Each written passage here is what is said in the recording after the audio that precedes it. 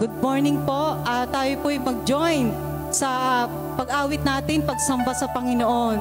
Sapagkat ito ay tunay at totoo ang ating pagsamba sa ating Diyos na buhay. Amen po ba?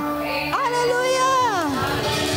Jesus, you are worthy, worthy, worthy, worthy, worthy to be praised. Yes, Lord. Hallelujah. Thank you, Lord. We love you, Jesus, Lord. Ito po'y para sa iyo, Panginoon. Mahal na mahal ka namin. Hindi namin matatapatan ang pag-ibig namin sa iyo, ko Lord. Pero alam namin kung ano yung kaya naming ibigay, tinatanggap ng Panginoon. Amen? Ang pag-ibig ko'y iniaalay sa iyo, O Diyos, Panginoon ng aking buhay. Tanging sa iyo lamang aking pagmamahal. Panginoon, ang buhay ko sa iyo.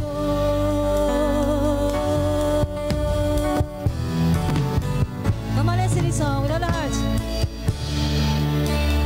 Ang pag-ibig ko'y iniaalay sa iyo, O Diyos, Panginoon ng aking buhay. Tanging sa iyo lamang aking pagmamahal. Panginoon, ang buhay ko'y sa iyo.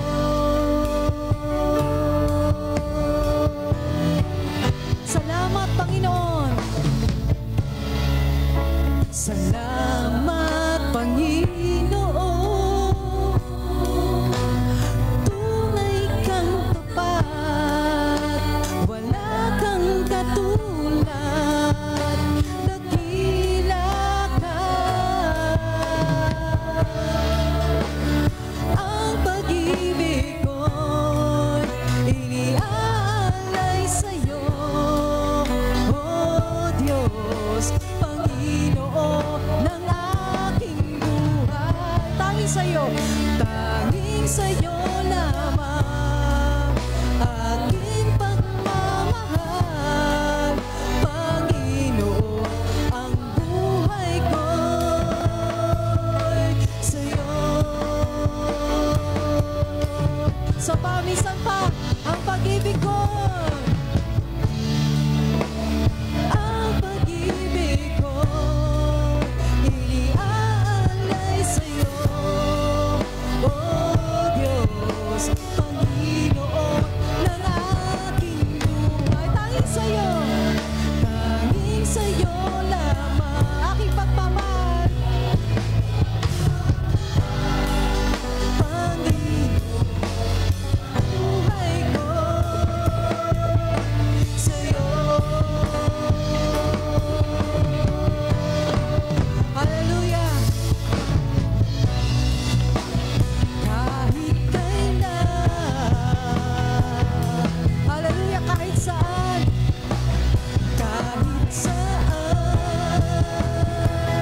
pupurihin, mamahalin ay ikaw. Hallelujah! Yes, Lord! Jesus, tanging ikaw lang, Panginoon. Sa iyo lang, O God, ang aming pag-ibig, Panginoon.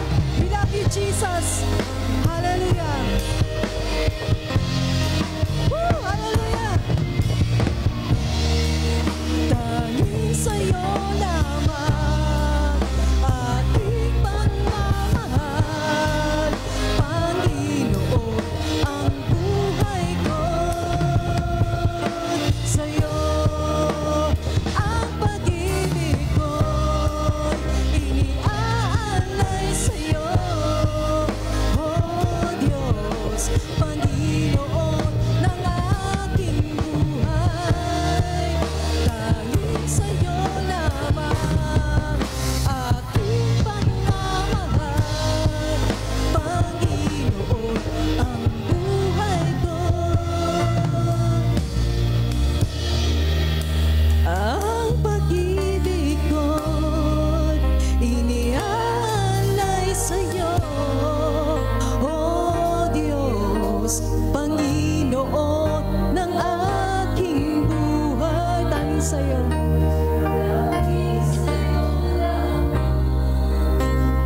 Yes, Lord God. Hallelujah.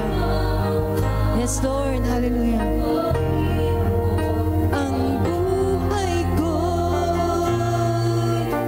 sa'yo, tanging sa'yo lamang, oh Diyos. Hallelujah. Yes, Lord. We praise you, God. Hallelujah, Lord.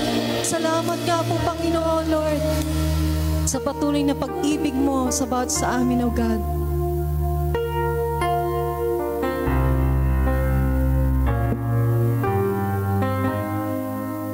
Yes, Lord, salamat po, Panginoon. Tunay nga, ang buhay namin is sa iyo, O God.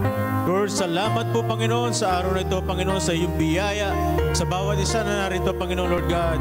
Lord, salamat po, O God, sa iyong presensya, Panginoon, kami lumalakas, Panginoon. Lord, salamat po sa iyong presensya. Binibigyan mo kami ng panibagong pag-asa, O God. Salamat po, Panginoon, O God. Lord, may taas ka, Panginoon, sa oras na ito, sa araw na ito, Panginoon, sa aming mga buhay, O God. Papurihan ka, O Diyos. Hallelujah. Purihin ang Panginoong Isus, O God. Thank you, Lord Jesus. Thank you, Lord, for your mighty presence, O God. Lord, salamat po, Panginoon, sa gagawin mo sa aming buhay, O God. Lord, nag-i-expect po kami ng magandang bagay ngayong araw na ito sa aming buhay, O God. Lord, salamat sa pagkilos mo sa amin, Panginoon. Lord, kilala mo ang bawat isa sa amin, O God. Alam mo ang nangyayari sa aming mga buhay, Panginoon. At Lord, you care for us, O God. You said you in your word, O God, give our cares to you because you care for us, O God. Salamat po, Panginoon, O God, sa walang hanggan mong pagmamahal sa bawat isa, O God. The same love that you've given to your Son, Jesus Christ, O God, binigay mo rin sa amin, O God. Lord, we are loved, O God. We are loved by the Father, O God. We are loved by Jesus, and we are loved by the Holy Spirit, O God. Lord, thank you, Lord, and we love you as well, O God. Lord, salamat po, Panginoon, sa iyong pagmamahal. Salamat po, Panginoon, sa inyong pagkilos sa bawat isa, O God. Lord, salamat po sa magandang gagawin mo ngayong umaga nito, ngayong maghapon nito sa aming buhay, O God. Lord, we expect great things from you, O Lord. Salamat po, Panginoon, sa himala na patuloy mong ginagawa sa aming buhay, O God. Salamat po sa overflowing goodness and kindness, Panginoon, sa aming buhay, O God. Lord, we worship you, O God. Pinupuri ka namin, O God. Tinataas namin yung pangalan, O God. Lord, ikaw po mabigyan ng kapurihan sa aming buhay, O God, in Jesus' name. Lord, pinupuri ka namin, sinasamba ka namin, dinadakila ka namin, sa pangalan ni Jesus. Amen. Amen.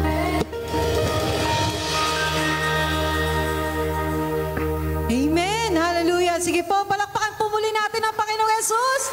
Hallelujah. Sige nga po, sumigaw po tayo ng malakas na Hallelujah. Amen. Tayo po'y magpuri sa Panginoon, sumayaw, pumalakpak. Amen. Sige po, palakpak po sa Panginoon. Come on. Ha! Ha! Sige po. Yes, Lord. Woo! Jesus is here. Hallelujah. Woo!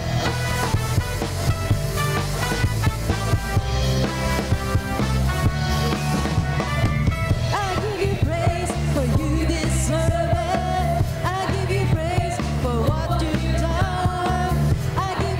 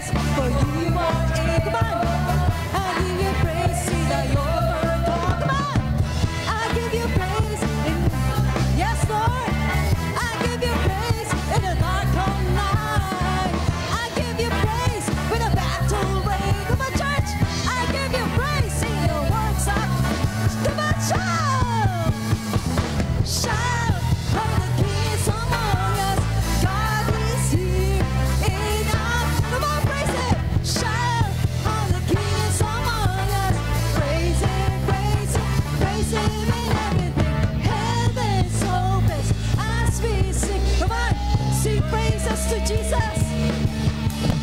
Angels join us as we praise your name. Hallelujah.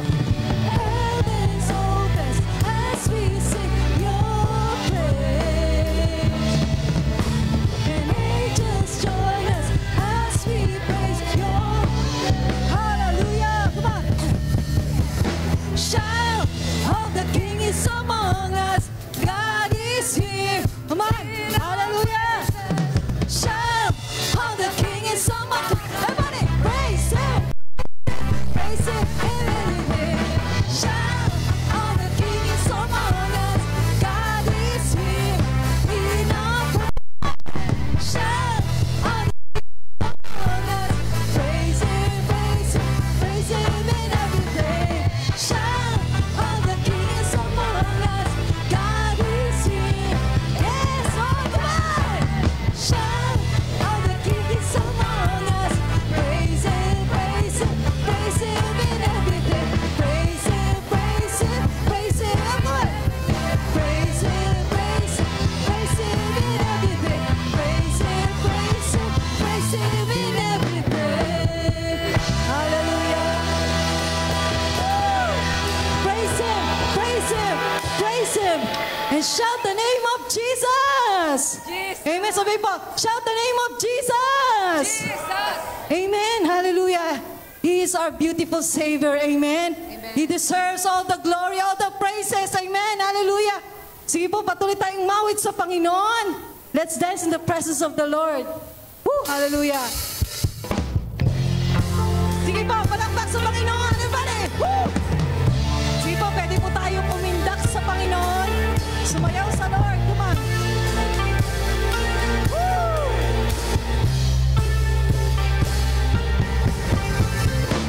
Every praise is to our God. Woo! Every word of worship in one accord. Every praise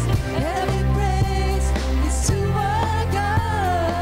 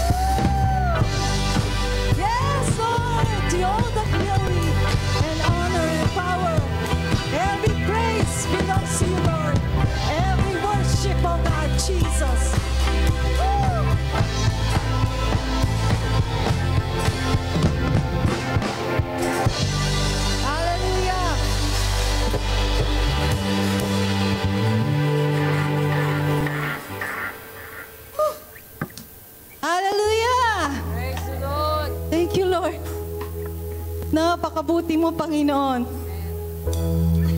Sabi nga ito sa itong sunod na awit, aking hinanap ang Panginoon at sinagot niya ako. Gusto po ba natin na sinasagot tayo ni Lord? Pag hinanap natin siya, seek Him with all our heart, masusumpungan natin siya. Amen. Huwag lang tayong titigil at magtiwala sa Panginoon. Tayo magtiwala ng buong puso sa Panginoon dahil may tugon ang Panginoon sa bawat panalangin ng bawat isa. Amen. Hallelujah. Naniniwala po ba tayo doon? May assurance tayo kay Lord. Amen. Dahil gawa ni Jesus. He's our Savior. He's our Mediator. Tutugon ng Panginoon sa umagang ito. Amen po ba? Amen. Yes, Lord! Woo! Yes, Lord. Blessed assurance, Jesus is mine. He's been my fourth man in the fire, time after time. Born of His Spirit, wash me, Lord, wash me in His blood. And what He did for me and Calvary is more than enough. Woo! I trust in God, my Savior, the one who will never fail. He will never fail. I trust in God, my Savior, the one who will never fail. He will never fail. Perfect submission, all is at rest. I know the author of tomorrow has ordered my steps. So this is my story, my song. I'm praising my risen King and Savior all day long. Come on. I trust in God, my Savior, the one who will He never fails. Jesus never fails. Come on. Yes, Lord, He is. He will never fail. I trust in God, my Savior. Yes, Lord, we trust in you, Lord. Never fail. He will never fail. I trust in God. Yes, Lord. My Savior, come on. Sabihin natin sa Panginoon, we trust you, Lord. We trust, Lord. You, Lord. Lahat sa iyo, Panginoon. Ikaw nang bahala, Lord. You never fail.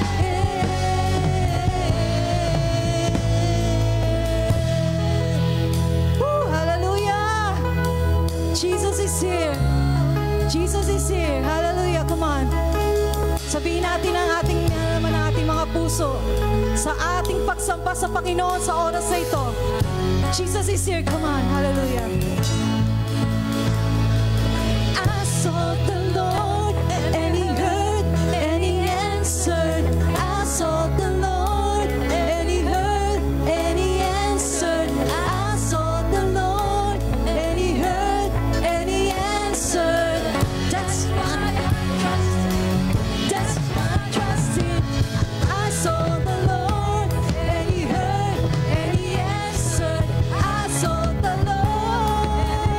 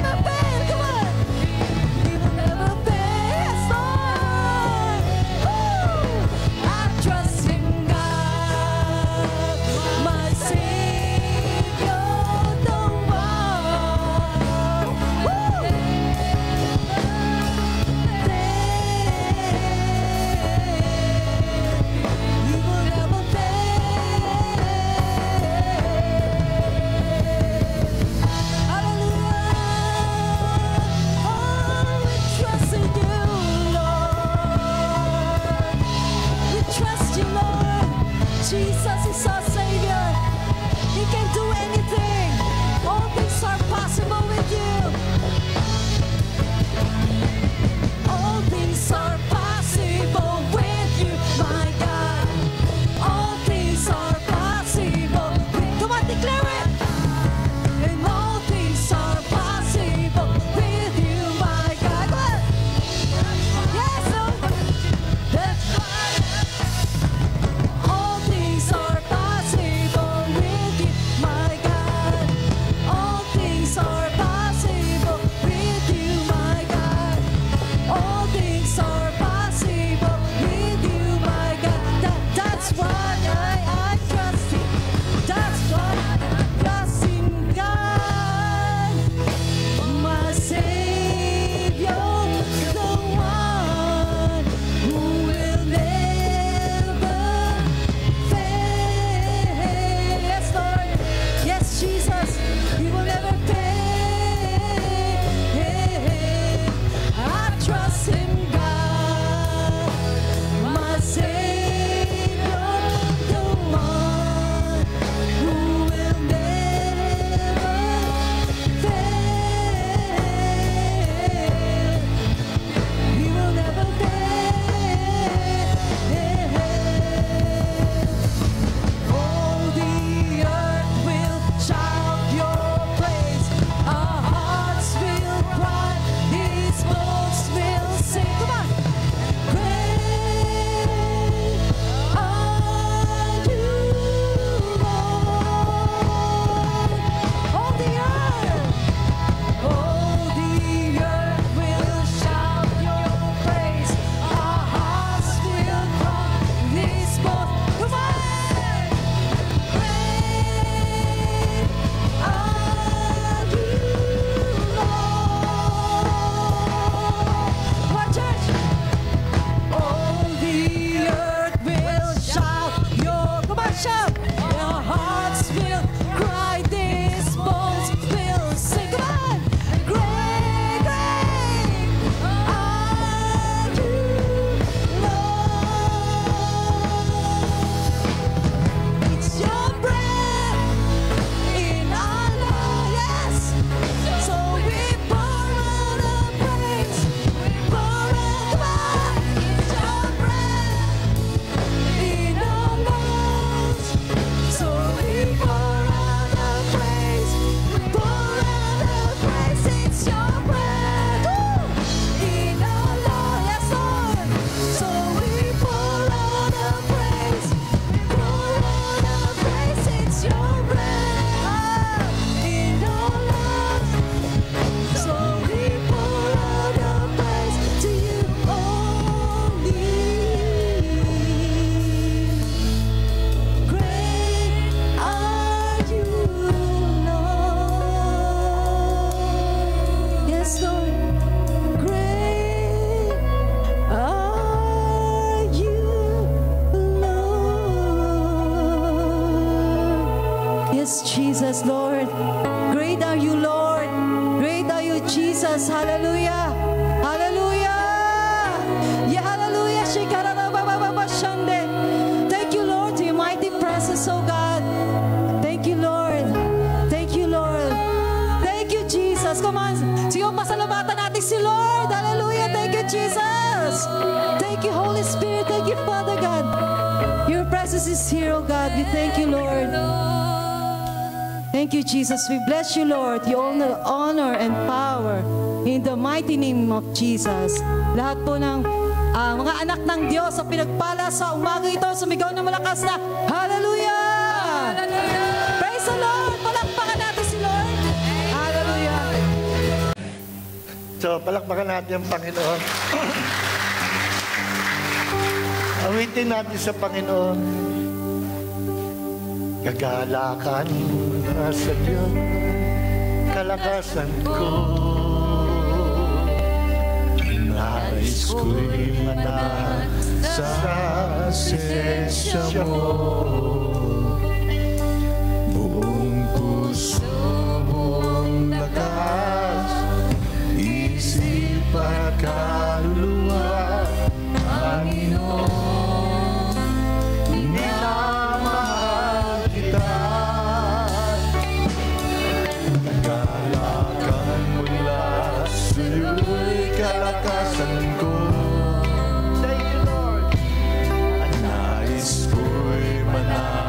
sa presensya mo. Buong puso, buong lakas, isip at kaluluwa, Panginoon, minamahal kita. Ikaw ang aking buhay at pag-asang tunay. Sa piling mo, Panginoon,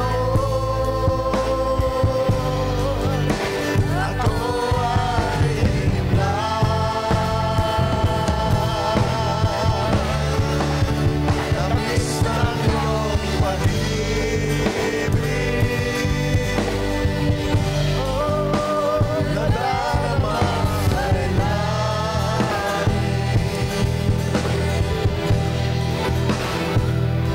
sa piling mo, Panginoon, kailanman di ko magpapalit.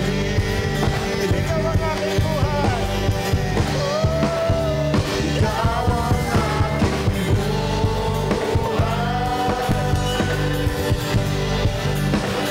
at pag-asang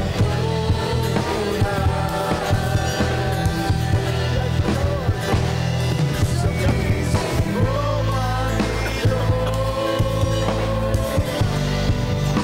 ako ay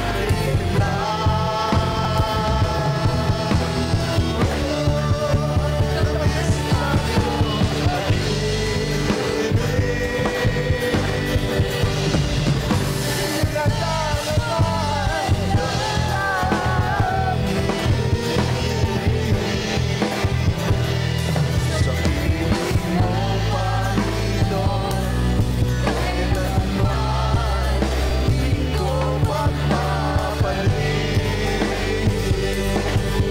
Ikaw ang aking buhay. Ikaw ang aking buhay at pag-asang tunay. Yes, Lord. Sa piling mo, Panginoon, ako ay himlay. Tamis ng iyong pag-ibig,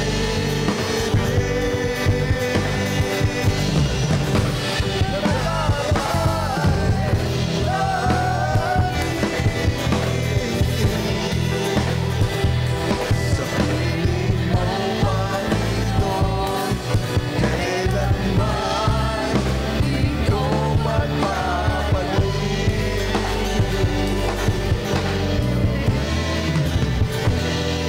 Sa piling mo, Panginoon, kailanman di ko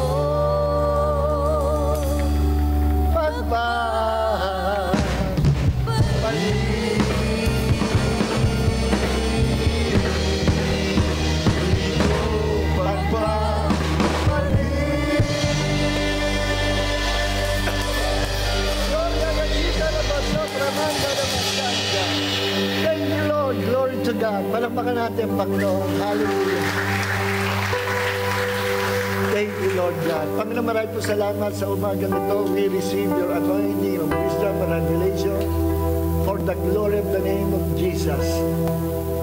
Maraming po salamat, Panginoon, sa umaga nito na ang aming guro, tagapagduro, the Holy Spirit will teach us once again, will speak to our hearts, Lord. Ang lahat na salita mo namin tinatanggap will become a revelation knowledge, a rhema word sa aming mga puso, and you will fill our hearts with life because the life of God, eternal life of God comes from the Word. Your Word is a spirit, they are life. Your Word is the carrier of faith and our hearts will be filled with faith sa umaga nito. Maraming po salamat. And all glory and honor belongs to our Lord God and Savior, our Almighty God, Jesus Christ. Ngayon magpakailanman. Lahat may magsabi ng amen. Amen. Makakabunan po tayo. Kahapon, nagkaroon po ng seminar tayo, no? Sa pamagitan ng joint efforts ng mga kaibigan natin, mga pastor. Kaya ni Pastor Jimmy, Pastor Angel, Pastor Sinel, at ang ating church, no, na naging venue kahapon.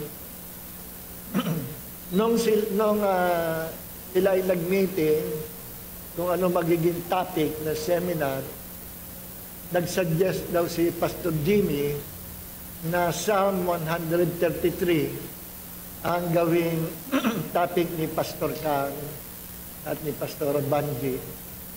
Wala ako doon nung nag-meeting. Meeting sila, so hindi ko alam yung topic na Psalm 133. Kaya kahapon, napakinggan natin, kayo ng mga umating seminar, napakinggan nyo yung pinaksa ni Pastor Kang na Psalm 133. Ngayon, gusto ko po sabihin, hindi ko lang sinabi kahapon, ano, kasi gusto ko focus nandun kay Pastor Kang at sa kanyang mensahe. Sa inyo ko lang sasabihin na bago pa magplano ng seminar at bago pa planuhin na Psalm 133 ang topic sa seminar, ay naging team na natin yon for this year. Ito nga nasa likod natin na mayroong image ng Wi-Fi, na ang team natin for this year is advancing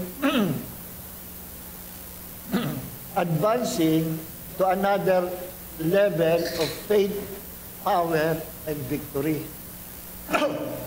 Kasi po, yung ibig sabihin, advancing to another level of faith, power, and victory means advancing to a higher and to a greater level of faith, power, and victory. At yan ay ating, salamat iyo, team sa ating church for this year. We are moving, we are advancing to another level. No? And that another level is a higher and greater level. No? Para sa pananampalataya na ibibigay sa atin ng Diyos, because faith comes from God, at para sa kapangyarihan na ibibigay sa atin ng Diyos, at para sa katagumpayan na ipararanas sa atin ng Diyos. We will advance to another level, no? Another level of victory, another level of God's blessing, another level of faith. If there is faith, there is power. If there is faith and power, there will be victory, success, and prosperity. Narinig niyo po ba? Naintindihan niyo? Kasabi sa 1 John chapter 5, verse 4, we have overcome the world. Napagtagumpay natin ang salibutan. Ano ba nasa libutan? Satan and his army. Satan and his demons.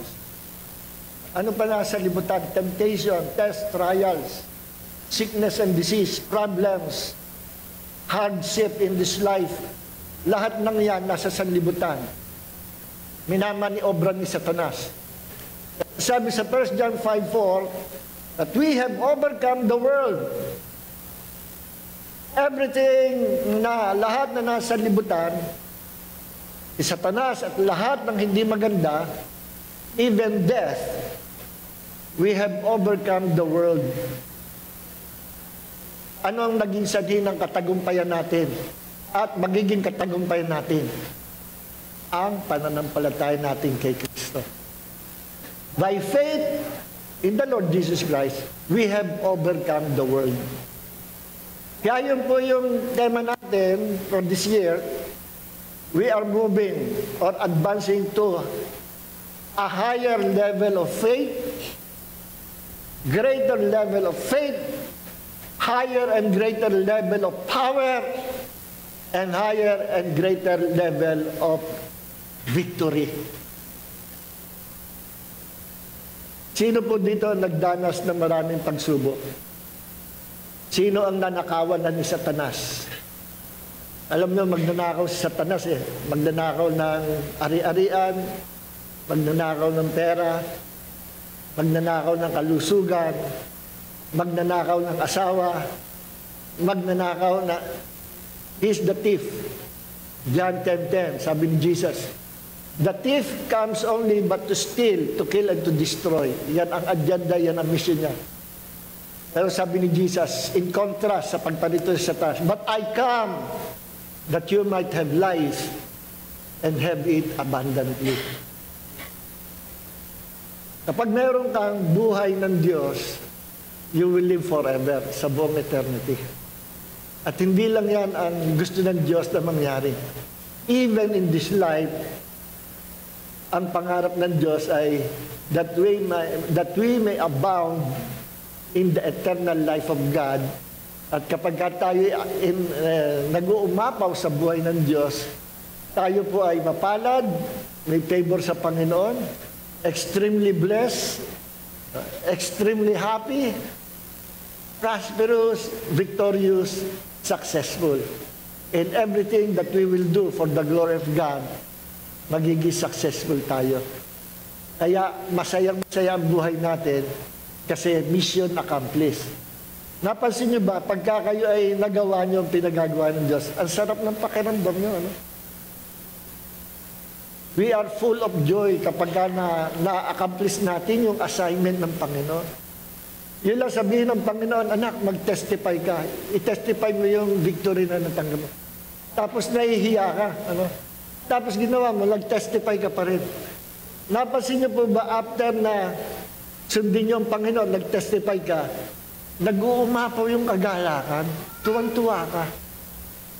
And that is the joy of the Lord. Nag-o-overflow. Iba yung happy or happiness, iba yung joy. Ang happy or happiness ay result ng na-experience mong maganda sa panlabas. Wow, nag-bonus. Wow, may nagbigay siya ng pera. Wow, pinamanahan ka ng gano'n. Wow. Natuwa ka. No? You're happy. Wow, dumating yung kaibigan mo na matagal mo hindi nakikita. Happy ka. Wow, na-promote ka sa trabaho. Happy ka. Wow, nagkapera ka. No? Pero yung joy of the Lord, hindi based sa outside circumstances. Kahit yung nakapaligid, puno ng problema, kapag meron kang joy of the Lord, deep within your heart, may pera ka o wala, sobrang saya mo. Nag-uumapaw ang kagalakan na hindi mo may paliwanag. Wala ka naman pera. Wala naman nangyaring maganda. Wala naman promotion. Na-promote pa nga yung iba.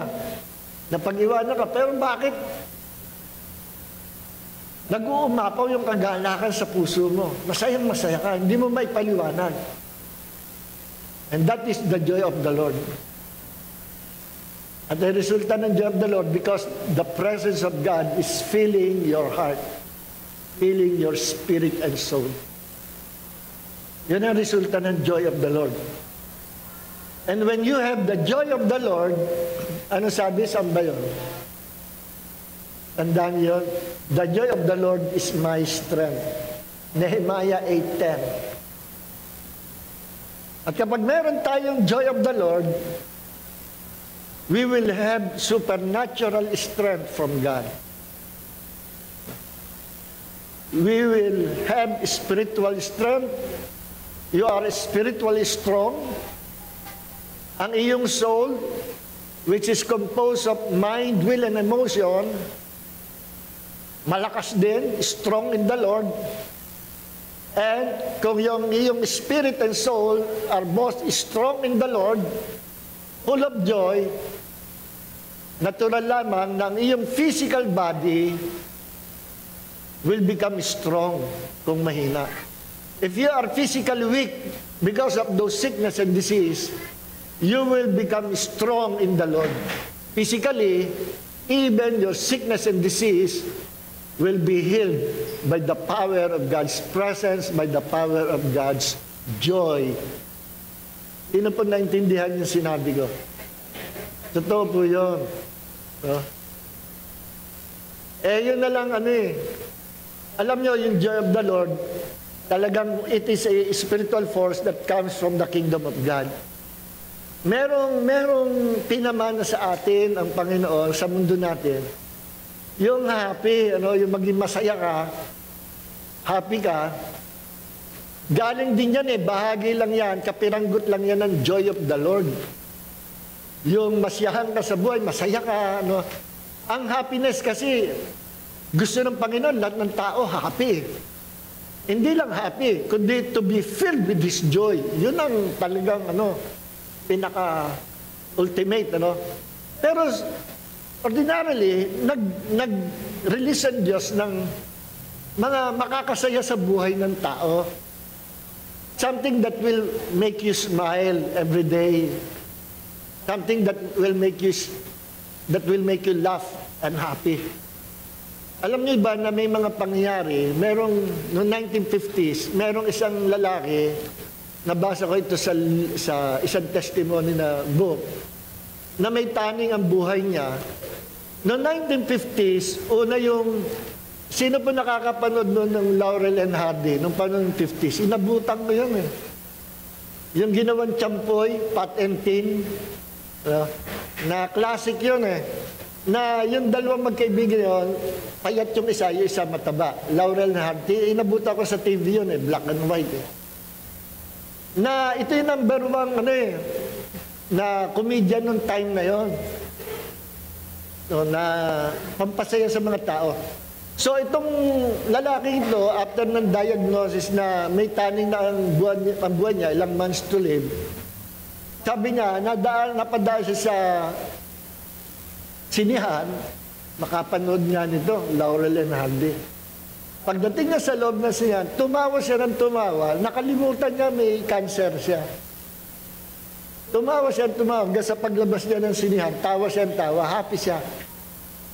Then dumating yung check-up niya, nagpa-check up niya, nagtaka siya, sabi niya, I'm feeling good.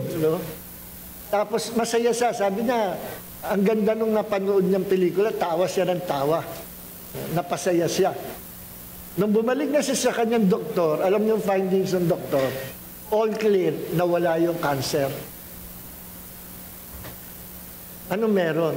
Naging happy lang siya. Kapiranggot lang yun. How much more if it's the joy of the Lord, a mighty force from the kingdom of God. Ang mga cessationist believers, hindi nila kayang tanggapin to, hindi nila kayang lunukin itong pinag-uusapan natin. Kasi wala silang experience sa presence and power of God. Sa ngayon kasi, dalawang klase ang Kristiyano. Isang cessationist, believers, Christians, who don't believe in miracles, who don't believe in the power of the Holy Spirit, who don't believe in the gifts of the Spirit. Sa kanila, tapos na yan. At yan ay doktrina na pinairal pamula pa ng Reformation. Number one na muna, si John Calvin, ang founder ng kinilalang ama ng Calvinism. Na maraming teaching siya, hindi ko tinatanggap. Kasi nga, Calvinism Sa akin, it's a very dangerous doctrine. Lahat binaligtad. So after Reformation, niya na wala ng miracles, wala ng gifts of the Spirit. At ito, inabsorb ng mga Protestant churches hanggang sa panahon ngayon. At yung nangyari sa Book of Acts, nakalimutan na. Yung mga signs, wonders, miracles, gifts, operation, gifts of the Spirit, nakalimutan na. At dineclare ng church na wala nang himala. Wala nang himala. So, hindi lang pala si Nora Honor yung nag-declare na, walang himala. Kaya hanggang ngayon, merong cessationist group. Number one persecutor ng mga Pentecostal, charismatic, mga continuationist believers ay itong cessationist. Kapatid natin sila sa Panginoon. Naintindihan natin sila. Pero tayo, hindi nila maintindihan. Hindi nila maintindihan. Hindi nila kayang i-prove sa Bible na sinabi ng Diyos, matatapos ang lahat ng manifestation ng Holy Spirit. Wala niyan. That doctrine comes from the devil. At mapalad tayo, nandun tayo sa mas tama. Continuationist. We are charismatic people. People who believe in charisma, in the gifts of the Spirit. We are Pentecostal people. Apostolic, prophetic, Kristiyano. Even ang mga original apostles at sa Book of Acts, ang mga manampalataya ay continuationist. Ang liwanag na naman sinabi sa 1 Corinthians chapter 1, verse 6 and 7 na meron patotoo sa atin ng Panginoong Hesus na kailanman hindi tayo papagkukulangin sa anumang kaloob hanggang sa muling mahayag, muling dumating ang Panginoong Hesus. Ang tanong, dumating na ba ang Panginoong Hesus? Ipinangako ng Panginoon, ang body of Christ and church hindi magkukulang sa anumang gifts of God hanggang sa muling pagparito ng Panginoon. So, walang nakakansel. Romans 11:29, for the gifts and the calling of God are irrevocable.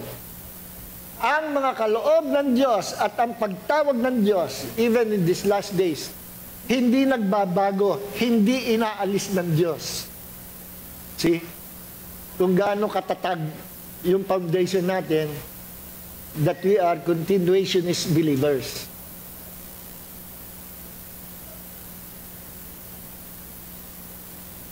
Ngayon, balikan natin yung binabanggit ko sa inyo. So, walang alam si Pastor Can na ang team natin, hindi ko ito tinapik, kaya sabi ko noon, gusto kong ibigay kay Pastor Can yung pulpit para i-discuss niya yung team. Advancing to another level of faith, power, victory. At natumbok niya, maganda yung sinermon niya. Meron lang kayo sigurong hindi nabigyan ng pansin. Natumbok ni Pastor Can through the prophetic spirit yung mas nauunang topic before you receive or experience advancing to another level of faith, power, victory. Nabanggit niya, ako napansin ko kasi yun ang inaabangan ko. Yung salitang, pero bago ito, dapat magkaisa tayong lahat. Nabanggit ni Pastor Can yan. At hindi niya in-expound yung part na yun. Sadyang hindi pina-expound sa kanyang Holy Spirit kasi ako mag-i-expound. Pinaubaya ako sa kanya. Kaya sabi ko kay Brother Oget, ito ay part 3. Yung part 1 ay kay Pastor Can. Yun yung part 1. Part 2, yung sermon ko nung last week. Yung kailan ba yun? Nung anniversary natin, yung Wi-Fi, part 2 yun. At ngayon, part 3. No? Ang part 3 ay isa sa pinakamahalaga sa bahagi ng sermon ng advancing to another level of faith, power, and victory. Ito yung isa sa pinakamahalaga. Pero nabanggit ni Pastor Can sa pasimula ng kanyang pagpapahagi sa salita ng Diyos, dahil sabi niya, magkakaroon ng changes. Pinokus niya sa word na changes. Then pumunta na siya sa topic ng faith, power, and victory. At sabi niya, pero bago magkaroon ng changes, kailangan magkaisa tayo. Hindi niya na in-expand. Then kahapon sa seminar, napakinggan natin yung kanyang pag-expound sa Psalm 133. Alam ko na hindi niya pasasayaran yung topic na Psalm 133 na itatopic ko ngayon. Kasi God is in control. We are moving in one spirit. Kita nyo, absent ako doon sa meeting, pero ang sinadjust ni Pastor Jimmy, Psalm 133. Sabi ko, yan yung team namin sa loob-loob ko. Then, pinilits ni Pastor Gan, nag-submit siya doon sa team na seminar. No? Hindi rin alam ni Pastor Gan na ngayon, iyon ang isa-sermon ko ngayon. So, yung sermon ni Pastor Gan ay patungkol sa pagkakaisa ng body of Christ, no? Yung mangyayari, yung magagawa, at yung ganda ng pagkakaisa. At marami siyang testimonies. At na-amaze ako, malaki yung pinagkatiwalang trabaho sa kanya ng Panginoon. Siya ang anong klase po siya, director, or siya ang nakakaalam ng mga Pilipino Assemblies of God sa napakaraming states. Sabi ko, grabe, ang laki responsibilidad. At sabi ko, praise the Lord. Promotion kay Pastor Gan. So doon siya nagtumutok. No? Sa umagang ito, tututok naman ako sa scripture. Ibibigay ko sa inyo scripture na bakit talagang mahalaga na ang church, even the whole body of Christ, ay magkaisa. At itong binabanatan ni Satanas hanggang sa huling panahon, at marami mga churches hindi aware, hindi alam, no, na under attack na sila ng Satanas, at ang inaatake, itong topic na ito, itong karanasan na ito, na gusto ng Panginoon na ito yung ipamuhay ng buong church ng Panginoon. Ano yun? The unity of the body of Christ. Kaya sa umagang ito, under ng topic natin, this is part 3, at palagay ko ito yung huli na. Under ng advancing to another level of faith, power, and victory, ang title po nito ay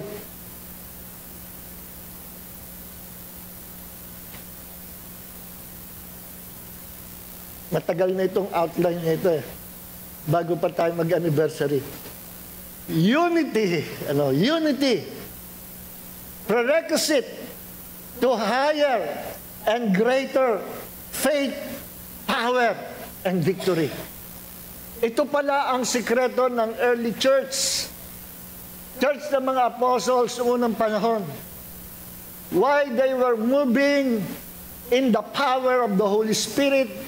Kung bakit merong mighty revival yung time na yon, kasi sila po ay nagkakaisa. United together. In the realm of the Spirit, in the kingdom of God, there is power in unity. Merong kasabihan na together we stand, divided we fall. Iyan kasabihan. Totoo yun. No? Anumang grupo, anumang organisasyon, anumang samahan, kaya yan ay spiritual, political, o kung anuman, kapag na-divide ang group, they will fall. No? Pero kapag nagkaisa ang group, magtatagumpay sila. Magtatagumpay. Pero once na dinivide mo ang isang group, they will fall. They will be destroyed. Kaya ang ginagawa ni Satan, alam nyo ba, ang isang pangalan ni Satanas ay Diablo, kaaway, devil. At ang pangalan ng devil, Diablo, I believe, means to divide, division. Kaya nga sabi ko, ano man division, ano man rebellion sa church o sa anumang organization that will divide the people, hindi sa Panginoon. Laging si Satanas ang gumagawa niya. Maging sa military, anumang division, anumang away sa military, anumang away sa government, anumang dahil ay di-divide, ang promotor niya si Satanas. Hindi lang mga patungkol sa spiritual ang dinidivide niya, hindi lang patungkol sa mga religious group, kundi maging sa political, maging sa lahat, maging sa mga pagiging magkakaibigan. The devil will divide us. Lagi di-divide. Siya ang author, ang founder ng salitang division. Si Adam and Eve, nananahimik kasama ng Diyos. Unang magulang, unang creatures, unang masterpiece of God. Man is the crown of God's creation. Anong ginawa ni Satanas? Inihiwalay niya si Adam and Eve sa Diyos. Napahiwalay niya si Adam and Eve sa Diyos. The first man and woman that God created, napahiwalay, separated from God. Gawa ni Satanas, the author of division. Ngayon, dahil sa pagbagsak ng tao, unang tao, sa kasalanan, ang nangyari sa lahat ng lahi ng tao. Ang ating unang magulang, si Adam and Eve, nanganak na nanganak, at ang anak nagkaanak. Lahat ng population sa buong mundo ay galing kay Adam and Eve. Ano nangyari sa lahat ng population sa buong mundo? Lahat ng generation, past, present, and future, are all sinners, are all separated from God. Sino may gawa niyan? The devil, Satan. At alam niya na habang ang tao hiwalay sa Diyos, defeated ang tao, talunan. Kaya hanggang ngayon, alam ni Satan, malapit na ang kanyang katapusan eh. Pero wala siyang ginagawa. Yung same strategy pa rin. I-divide lahat. Gawa ng division lahat. No? Para matalo niya at magtagumpay siya. Even yung mga anghel na nanahimik sa langit. No? Sukat nakuha niya yung 1/3. Nauto niya. Nalinglang niya yung 1/3 ng mga angelic host sa heaven. At maraming sinasabi niya, pag nagtayo tayo sa sariling kingdom natin, lahat kayo promoted. Nagsamahan sa kanyang 1/3 ng mga angelic beings. Kaya yung mga 1/3 na yon, kasama ni Satanas, hindi na makabalik sa Diyos. Kasi ganun ang pagkakalikha sa anghel. Isang beses ka lang magkasala, wala ka na. You're gone forever. You're doomed forever. Kaya espesyal ang pagkakalikha sa atin kahit ilang beses tayo bumagsak, once na bumalik tayo sa Diyos, tatanggapin tayo ng Panginoon.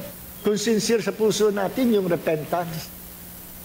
Ang mga angels, walang revelation patungkol sa salitang repentance. Hindi nila alam yun eh. Ano yung repentance? Ano yung pagsisisi? Wala sila revelation. Tinago sa kanila, sa kanilang pag-iisip ng Diyos, yung kapangyarihan ng repentance. At hindi sila entitled for repentance. Tao lang ang entitled na anytime you break the commandments of God, anytime na bumagsak ka sa kasalanan at gusto mong bumalik sa Diyos at nagsisisi ka ng buong puso mo, tatanggapin ka pa rin ng Diyos. Yun ang kaibahan nating tao kaysa sa mga fallen angels at kay Satanas. No? Hindi sila makabalik. Even yung 200 na mga watchers, 200 na mga fallen angels sa Book of Enoch, hindi na sila makabalik sa Diyos. Ano, nagpalakad pa nga sila kay Prophet Enoch eh. Nandiyan sa Book of Enoch. At nilapitan nila si Enoch. Yung 200 watchers na yon, anong kasalanan nila? Sila, i-deploy ng Diyos sa mundo para bantayan ng tao. Para bantayan ang creation ng Diyos. Kaso nakita nila, mga magaganda yung mga anak na babae ng tao. Nandiyan sa Genesis chapter 6, verse 1 hanggang 6. Just verse 4 hanggang 6. Nung makita nila, sabi nung isa, nanguna siya sa leader. Ang gaganda ng mga anak na babae ng tao. Ano kaya? Huwag natin, makiapid tayo. I-convert natin ang katawan natin. Maging parang tao. Sabi nung iba, ikaw, gano'n. Teka muna. Sa isang kondisyon, lahat tayo gagawin natin yan. At lahat sila mag-agree, sige, gawin natin. Ano? Nagkaisa sila. Nagkaisa na sumuway sa Diyos at immediately pinuntahan nila yung mga babae at ginawa nilang asawa. Alam niyo ba, ang mga angels ay perfect in beauty. Mga magagandang lalaki. At nung makakita ng mga babae ng angels, nabighani rin, pumatol sila. At sabi sa Genesis chapter 6, verse 4 and 6, at maging sa Book of Enoch, ang naging offspring, naging mga anak nila, were giants. Mighty warriors. Sila yung naghahari-harian ng araw, mga higante. Mga mighty warriors. Mga kakaibang creatures. Yung iba nakakalipad, yung iba ubod ng lakas. Later on, nung sila ay nawala, nalipol, sila yung mga demon spirits. At hindi sila makalimutan ng mga tao noong unang panahon, kaya ginawa silang mga rebulto, ginawa silang Diyos-Diyosan. Hanggang ngayon, sinasamba ng iba. Sa Egypt, sa Babylon, yung mga images nila. Meron din mga invented na Diyos-Diyosan, hindi naman nag-exist doon. Pero karamihan ng mga Diyos-Diyosan, nag-exist nung unang panahon. Kaya ang paniwala nila, yung mga kwento sa Greek, ng mga Greek mythologies. Sa ating English subject nung high school, mythology, katang-isip lang yan. Sa mga Griego, hindi katang-isip. Pag pinakwento mo sila, nakita ito ng mga ninuno namin. Sila Mercury, sila Hercules, sila Zeus, yung mga dino-Diyos nila. Sabi ng mga ninuno namin, sila yung mga mighty warriors, sila yung nag-e-exist at sila yung totoo. At yung iba sa kanila, half human, half animals. Bakit? Kasi itong mga 200 fallen angels ay nakiapid din sa mga animals at iba-ibang mga creatures, I believe pati insekto. Nag-experiment sila na magiging anak nila, and I believe may connection din ito kay Satanas. Kaya yung mga demons, yung sila'y nawala ng katawan, they became demons, half humans, half animals. Nakakatakot ang mga itsura. Mga abnormal creatures, maging yung mga alien, malaki ang ulo, puti, malaki mata, mga abnormal creatures sila na supposedly hindi dapat sila mabubuo. Hindi dapat sila may papangat. Pero dahil may kapangyarihan ng mga fallen angels, lahat na buo, maging yung mga abnormal, maikli ang kamay, mahaba ang kamay, mukhang gagamba, mukhang alimasag, mukhang alien, ang laki ng mata, ang laki ng ulo, puti lang. Hindi dapat sila mabuo, pero nabuo sila. Kasi may power din sila. And they are now those demons na kalaban natin. Pero sila yung mga intelligent creatures. Kasi may naman na sila doon sa mga katalinuhan ng mga fallen angels. Amen. Amen po ba? Now, balik tayo dito sa ating topic na unity. Binigay ko lang sa inyo yung background na yan. No? Pero very interesting pag-usapan. Now, kung bakit ang unity ay tinawag natin prerequisite to highest and greatest level of faith, power, and victory. Why? Kasi pag sinabing prerequisite, ano ibig sabihin prerequisite? Sa Tagalog, kinakailangan. Nung ulitin ko yung illustration ko, okay, kumuha ng fine art sa UST, meron subject na painting. Pero bago mo kunin yung subject na painting, merong prerequisite. Naunang subject na kailangan kuhanin mo yon bago mo makuha sa next semester yung subject na painting. Ano yung naunang prerequisite na subject? Freehand drawing.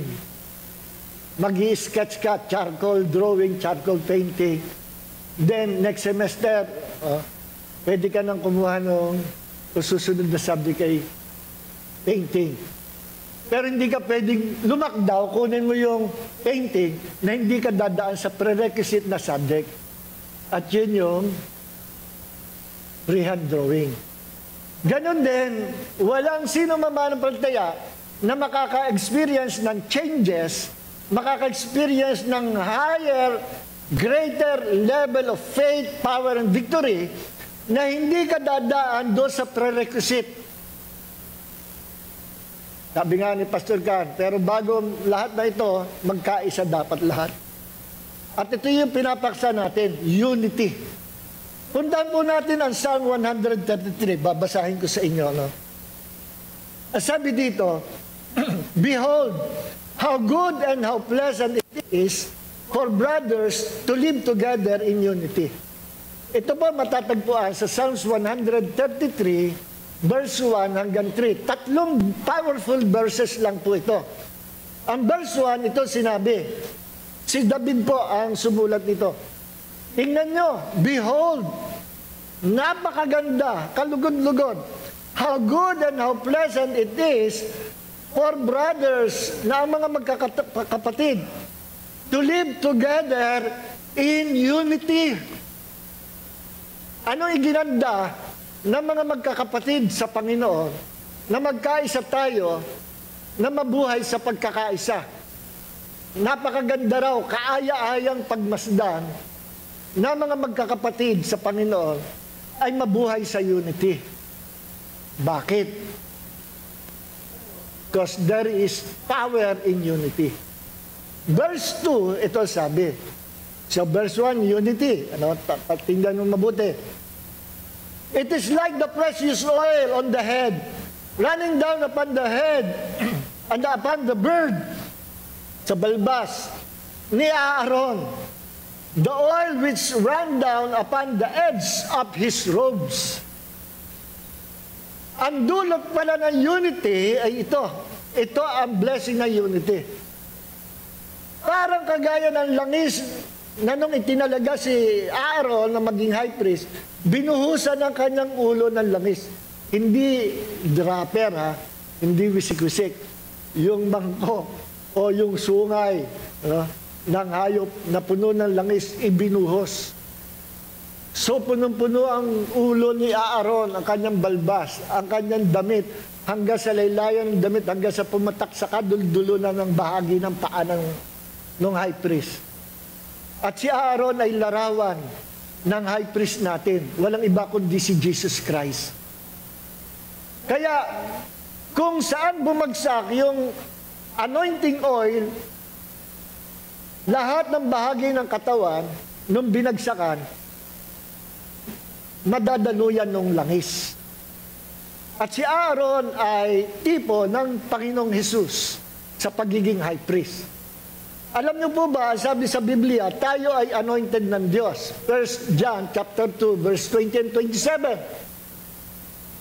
God anointed us. We are God's anointed people. Hindi tayo inanoint ng Diyos kasi mabait tayo, kasi faithful tayo, kasi naging Kristiyan tayo. Inanoint tayo ng Diyos kasi napasama tayo sa katawan ng Panginoong Jesus. Lahat ng kasama, everyone who belongs and become part of the body of Christ shall receive the anointing of Jesus. Kaya take note, yung anointing ni Jesus ay same anointing that we have right now. Nakikinig po ba tayo? The eternal life of Christ is the same life that we have right now. You have the life of Christ. Listen, we have the DNA of Christ. Nakikinig po ba tayo? We have the DNA of Christ. Tayo, we inherited the sinful blood, the DNA of Adam. Yung kasalanan ni Adam connected sa dugo, kaya lahat tayo makasalanan kasi we all have the blood of Adam, a sinful blood. We have the DNA of Adam. But now, we are in Christ. Ako, personal kong paniniwala ito. Pwedeng debatable ito. Pero ako, personally, I believe this. I believe with all my heart that we have the DNA of Jesus and the blood of Jesus is flowing in us. The life of Jesus is flowing in us. We have the life and the blood of Jesus. Kaya ako naniniwala, merong something sa dugo natin. Alam niyo ba na, ewan ko anong year yun, may nabasa akong lumang libro na merong scientist at namatay lang kagad siya. Merong scientist na nag-declare, meron siyang na-discover sa blood ng isang born-again Christian. May na-discover siya na kakaiba sa dugo ng mga Kristiyano.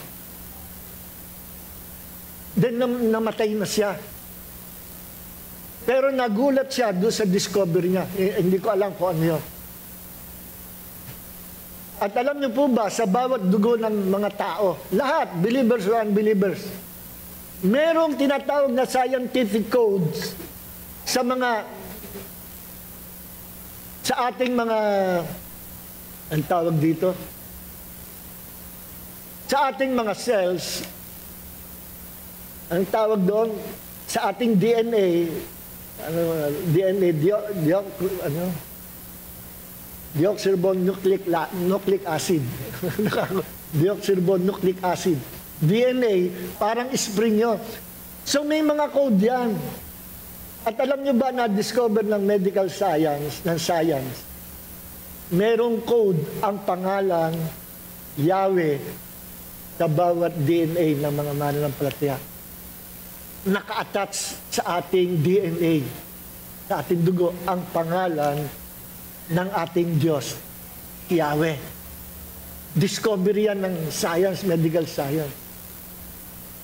Amen.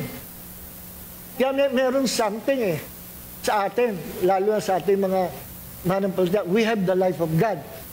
Kaya sabi dito, kagaya ni Aaron, nabusan langis, lahat lang ng kasama sa katawan ni Kristo ang madadaluyan ng anointing ni Christ. Lahat lang.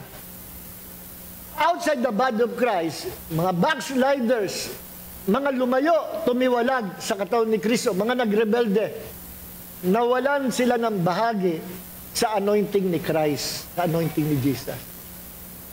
At meron nga mga evangelist pa, na nung na kay Jesus, they're doing signs, wonders, and miracles, at sila ay nag-backslide, umalis sa Panginoon, then ginamit ni Satanas, and they were still flowing under the power, may himala pa rin, but it was not the power of God. May pumalit na ibang kapangyarihan. Power of the devil. Anointing of the devil. Hindi nila alam. Kano sila'y namatay, nasa hell sila. Ay nagtataka sila, bakit? Nag-flow naman ako sa kapangyarihan ng Diyos. Hindi naman totally ako umalis kay Jesus. Bali, nakiapid lang naman ako. Nakipaglaro lang naman ako sa kasalanan sa libutan. Bakit ako nasa hell? Marami nagtatestify na gana. Marami rin mga near-death experience, people who went to hell, na may mga nakausap na tao na nagsisisi, bakit sila nasa hell? Sila ay mga mangangaral ng salita ng Diyos. Pero, ang mali lang nila, sabi nila, nakipaglaro sila. Bumalik sila sa dating buhay makasalanan. Yung iba sa kanila, naging pastor na napakalalaking churches. At ang kasalanan nila, mga famous preachers, they were now in hell. At ang kasalanan nila, they build their own kingdom. They build their own empire. At sinabi nila, sa harapan ng mga tao, mga sila sa akin. Kala nila, ginoglorify ko ang Diyos. Akala ko rin sa sarili ko, I'm glorifying God. Pero ngayon, huli na ang lahat. Yung pala, ang mga tao, inattract ko sa akin sarili. At ang glory that belongs to Jesus, kinuha ko. At sinabi ko, I already built an empire for God, pero meron pa sa sarili niya. Nagawa ko ito sa kapangyarihan ko, sa galing ko, sa effort ko, sa sipag ko. And now, they're now in hell. Sa Diyos pala, wala yun. Kahit anong laki na nagawa mo, but you are full of pride, you will end up your life in hell.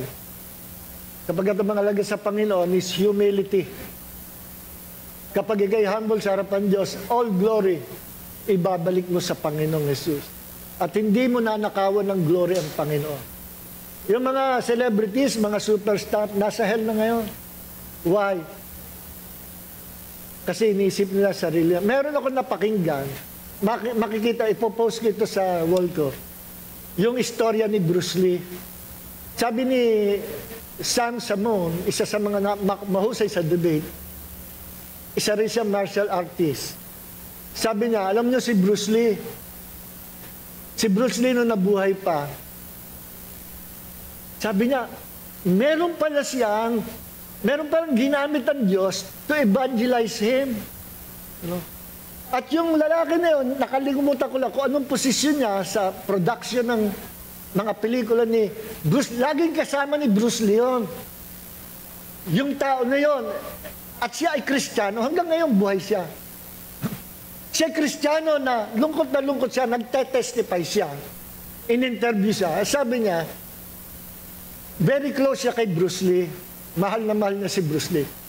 At walang sawa, lagi niya sinasabihan si Bruce Lee, Bruce, come with me, we're going to church. No, I'm going to church kapag milyonaryo na ako. When I become a millionaire, then I'll go with you to church. Sabi nung man of God, Bruce, at that time, matanda ka na. Then, I'll go to church when I were already old. Pag matanda na raw siya. And every time he shared the gospel, binabago ang usapan. Binabago niya ang usapan. Hindi siya interesado. Mas interesado siya doon sa kasikatan niya. Nakasenter sa kanya. At ang mga tao, nung namatay si Bruce Lee, ang daming nalungkot. Sa Amerika, may statue si Bruce Lee. I think sa China rin. At kung saan pa lugar. Nakaporma siya yung kanyang forma. Marami are still worshiping Bruce Lee. Pero hindi nila alam kung nasa si Bruce Lee. May mga tao, people who went to hell, nag-testify, I saw Bruce Lee in hell. Tising-sisi siya. Yan, testimony nila. No? Tapos sabi ni Samson, dito sa lalaki na nakuha niya yung interview, one time, kinausap siya ni Bruce Lee. Sabi ni Bruce Lee, you know what, halimbawa, pangalan niya Charlie, I forgot the name. You know what, Charlie? You're the only friend that I had in the world. Gulat siya. Sabi ni Bruce Lee, kasi, because you're different.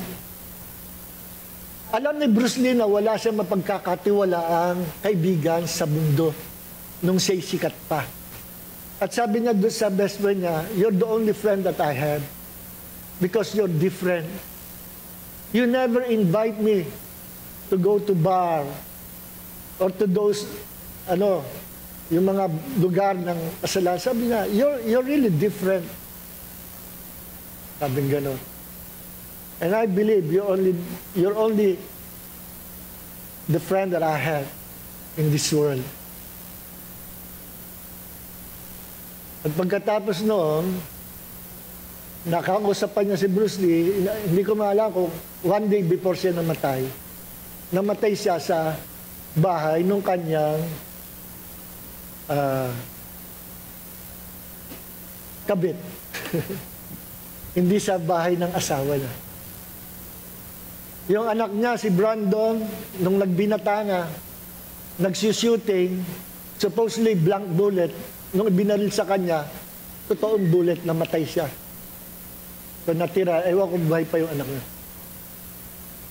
Nakakalungkot, kasi superstar siya, at maging mga hindi mahilig siya. After the death of Bruce Lee, maraming nagkaroon ng break. Nabigyan ng break si Jackie Chan, Chuck Norris, at yung iba pa. Pero mga superstar, kakalungkot, they're now in hell. Tayo hindi superstar, pero tayo pupunta sa langit. Amen. Mga minamahal,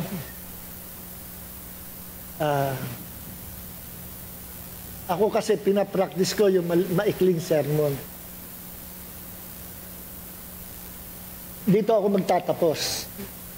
If we are in the body of Christ, we will receive the anointing of Jesus.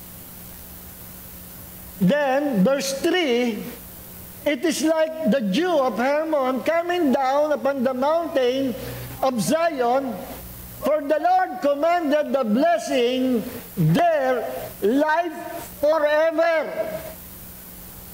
Verse 1, if there is unity, verse 2, you will receive the anointing of Christ.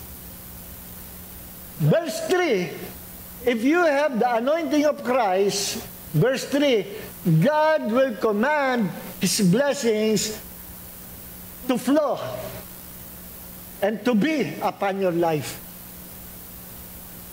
The blessings of God dadaloy sa atin who belongs to the body of Christ. Nakikinig po ba tayo?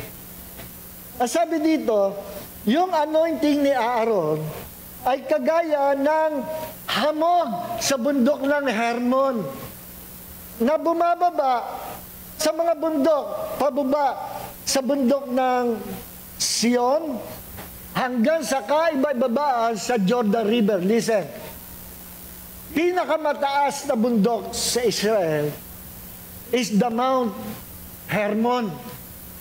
Pinakamataas. At yung taluktok ng Mount Hermon sapagkat sa sobrang taas, puno ng yelo. Then kapag nasikatan ng araw, yung yelo ay tumutulas, nagiging hamog, at bumabagsak hanggang sa kaibabaan ng mga bundok, Zion, at hanggang sa pinakaibaba ng Jordan River, na ito palang mga hamog na galing sa Mount Hermon na pinakamataas sa bundok, ang nagiging source ng paglaki ng tubig ng Jordan River. Nakikinig po ba tayo? Listen. Sa Mount Hermon, naganap, at maraming Bible scholars agree with this. Sa Mount Hermon, naganap ang transfiguration ng Panginoong Hesus. Nakikinig po ba tayo? Ano yung transfiguration? One time, isinama niya ang inner circle niya, si John, James, Peter. Bukod doon sa 12 apostles, meron siyang very close na inner circle, John, James, Peter. Isinama niya sa Mount Hermon, at doon, biglang nag-iba yung anyo si Jesus, nagliwanag siya. The fullness of God's glory nagmanifest, nakita ni Peter, John, and James. Nagniningning. Nakita nga rin nila si Moses at si Prophet Elijah. Nandun din. Bigla rin nagniningning. Bakit nagniningning? Saan galing yung pagniningning ng glory nila? Galing kay Jesus. Ano yung glory nagniningning kay Jesus? The glory of God. Inihayag ng Diyos na si Jesus ang fullness of God's glory. Na nagpakita si Elijah at saka si Moses, pati sila nahahawa sa glory. Listen mga kapatid, kapag babad ka sa presence ng Diyos, mahahawa ka sa glory ng Panginoon. Remember Moses, 40 days and 40 nights sa Mount Sinai, kausap niya ang Panginoon. Pagbaba niya ang bundok, nagliliwanag yung mukha ni Moses, full of God's glory. Nahawa siya. Kasi kapag babad ka sa presence ng Diyos, you will become like the Lord Jesus Christ in His glory, in His holiness, in His righteousness. Naniniwala po ba tayo? See? Kaya, noong nagpakita ang transfiguration, o nagdinig na glory ng Diyos kay Jesus, naganap yun sa Mount Hermon. The Mount of Transfiguration. Nakita nila ang changes. They experienced the glory of God doon sa Mount of Transfiguration. Listen mga kapatid, kapag natanggap natin ang anointing ni Jesus, and we are now anointed by Christ, we will experience changes, pagbabago sa ating buhay.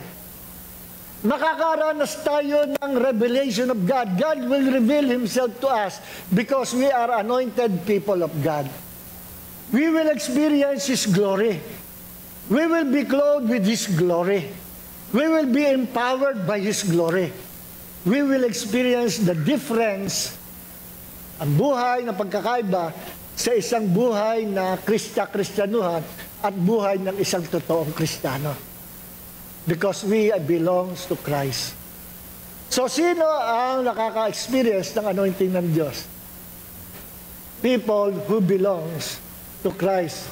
People who became part of the body of Christ.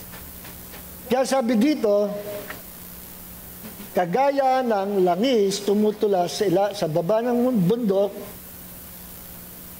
for the Lord commanded the blessing their life forever.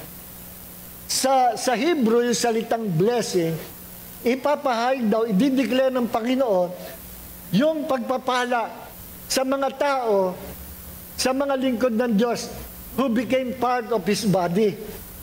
Tayo po yun. Yung salitang blessing sa Hebrew ay beraka. Beraka. Na marami pong kahulugan nito. No?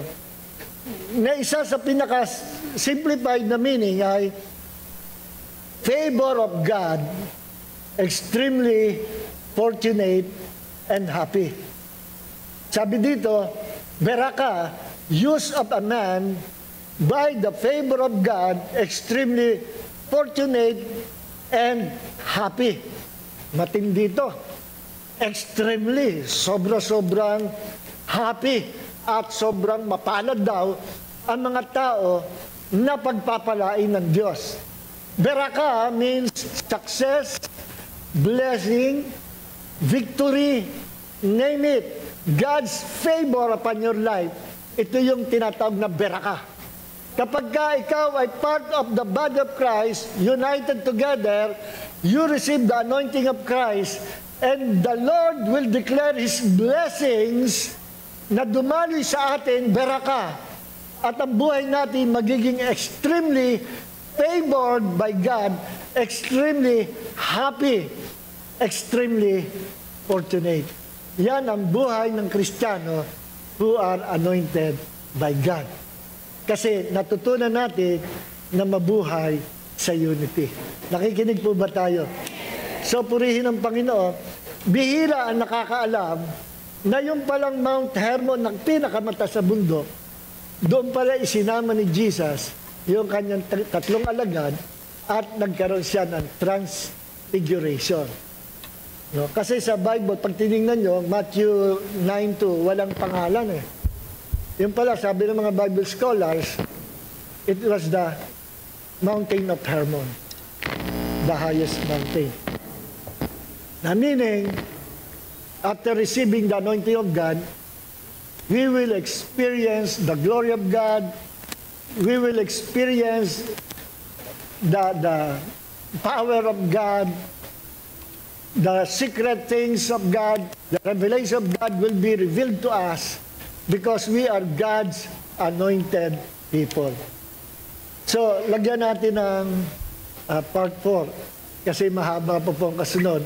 Yung mga biblical example, mga nangyari sa Bible, through unity, nandito po yun sa Scriptures.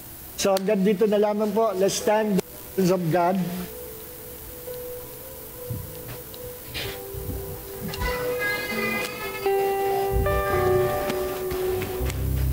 So without unity, we will not be anointed by God. Without unity, we will not experience the blessings of God.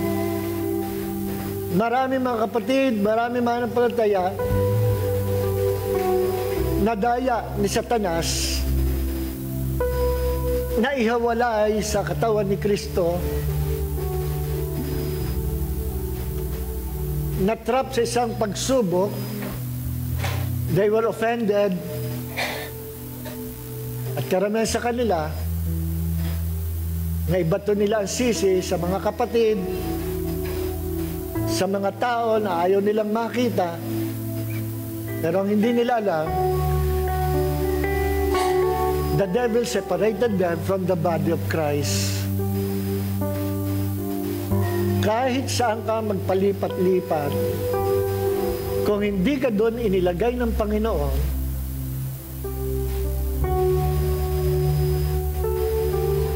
you're not in the perfect will of God. You're not in the perfect will of God. Hahanapin at hahanapin ka ng Panginoon.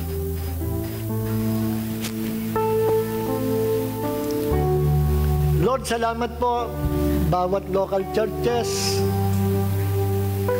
bawat individual na manampalataya, inilagay mo sa tamang kalagayan kung paano kami po maaalagaan mo sa tamang pasturan na kami ay kakain ng saganang maberding damo, Panginoon, tulad sa mga tupa and green pastures. You'll bring us to green pastures. Dadalhin mo kami, Panginoon, sa lugar ng pagpapala. And in the presence of our enemies, you will prepare a table before us, where we will enjoy abundance of blessing, where we will enjoy success and victory, where we will enjoy the higher level of faith, power, and victory. Salamat, Panginoon. Napakabuti mo.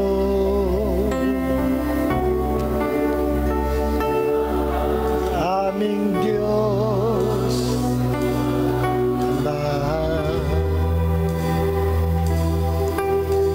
iyong likha'y luluwalhati ka. O Diyos, o napakabuti mo. Di ka nagbabago.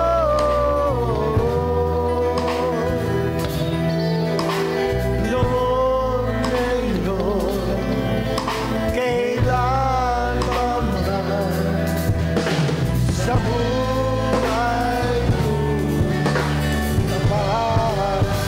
Sing it again! Oh,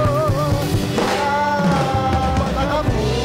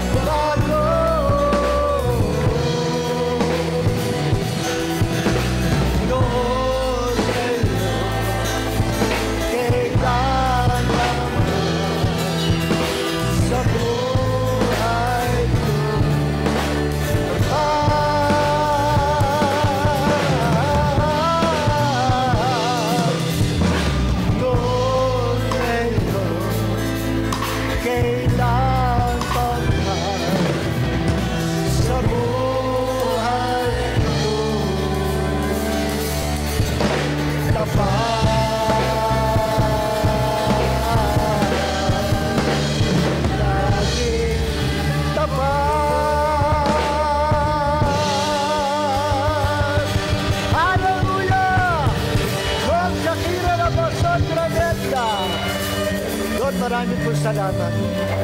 Thank you, Lord. Let's lift our hands to Jesus.